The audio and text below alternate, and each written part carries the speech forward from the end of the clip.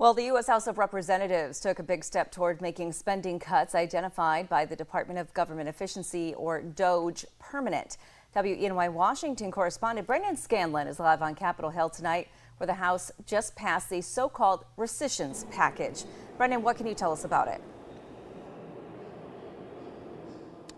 Hey there, Renata. Good evening. Well, this rescissions package would essentially codify billions of dollars in spending identified by Elon Musk and DOGE. More specifically, it would mean that $9.4 billion federal dollars appropriated by Congress, meaning Congress already authorized its spending, would essentially be clawed back or rescinded if the package passes the Senate and is signed by President Donald Trump. Now, within the first few months of President Trump's second term, the controversial Department of Government Efficiency identified more than $9 billion in what they call wasteful spending.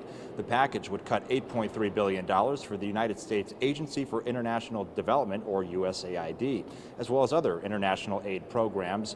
It also includes over $1 billion in cuts for the Corporation for Public Broadcasting, which provides funding to NPR and PBS. Democrats have fiercely criticized all of the cuts for many months, but even a handful of House Republicans have expressed concerns about cuts to the president's emergency plan for AIDS relief, a program launched by George W. Bush aimed at combating HIV and AIDS globally. That program has been credited for saving millions of lives. The package narrowly passed this afternoon, 214 to 212 votes, with a handful of House Republicans voting against it.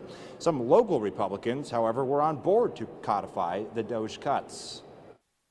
What we're looking at is what makes the most sense for the taxpayers who fund every one of these different programs. DOGE did a good job of highlighting these things, but now it comes down to, okay, what is it that we can take care of right now that is in the best interest of the American people? Our debt has grown by nearly $17 trillion over the last 6 or 7 years. So we got to reduce the wild spending that's taking place. And Renata, just for some context, according to the Treasury Department, the United States spent $6.75 trillion in fiscal year 2024. The funds that would be clawed back in this rescissions package account for about 0.14% of that total FY 2024 budget. Reporting live on Capitol Hill for WENY News, I'm Brendan Scanlon. Renata, back to you.